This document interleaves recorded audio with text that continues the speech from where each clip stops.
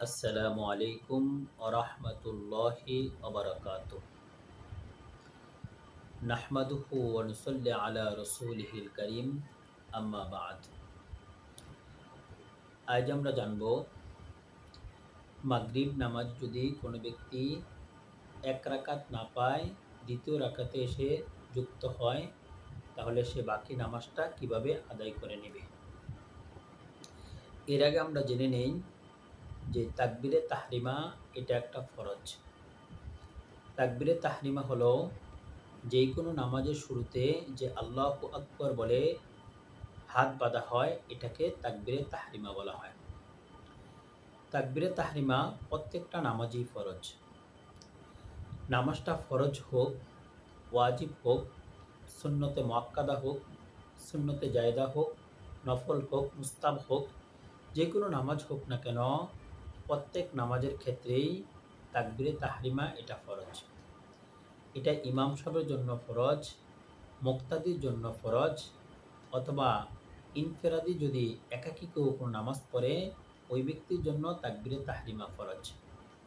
এই জন্য আমরা যখন মসজিদে নামাজ পড়তে আসব আর জামাত যখন দেখব দাঁড়িয়ে গেছে, তখন আমরা তাড়াহুড়া করে রুকু পাওয়ার জন্য তাকবীরে তাহরিমা না বেঁধে যদি রুকুতে চলে যাই, তাহলে আমাদের নামাজ হবে না।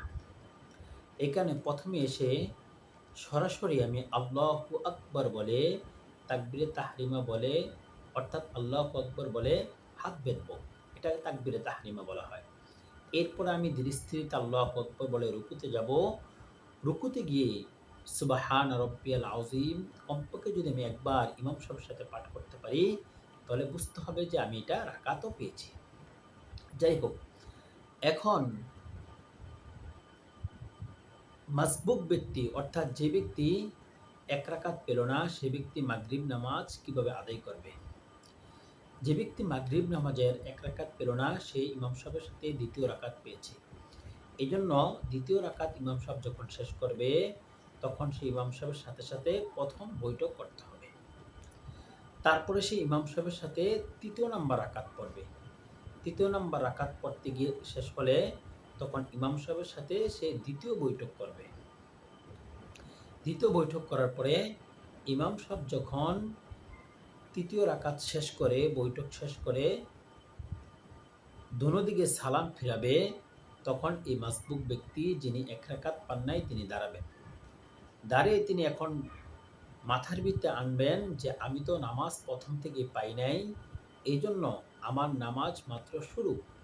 এই জন্য তিনি প্রথম রাকাতটা আদায় করবে। প্রথম রাকাত আদায় করার নিয়ম হলো প্রথমে সানা পড়া, তারপরে আউযু বিল্লাহি মিনাশ শাইতানির রাজিম পাঠ করা, তারপরে বিসমিল্লাহির রহমানির রহিম বলা, আলহামদু সূরা পরিপূর্ণ পড়া, সাথে একটি সূরা বা একটি কেরাত মেলানো। এই নিয়মে পড়তে হবে, কারণ তার ছুটেছে প্রথম রাকাত। এই জন্য সে প্রথম রাকাতের সকল নিয়মকানুন আদায় করে সেই নামাজ শেষ করবে। এবং সে যেহেতু তার নামাজ শেষ হয়েছে, এই কারণে সে শেষ বৈঠক করে নামাজ শেষ করবে। অর্থাৎ মাগরিব নামাজের কারো এক রাকাত ছুটে গেলে সেই ব্যক্তির বৈঠক হয়ে যাবে ৩টা, ইমাম সাহেবের সাথে হবে ২টা, আর নিজের নামাজ শেষ করার জন্য তার আখিরি একটি বৈঠক করতে হবে। কেন? প্রত্যেক ২ রাকাতকে শরীয়তের পরিভাষায় শফা বলা হয়।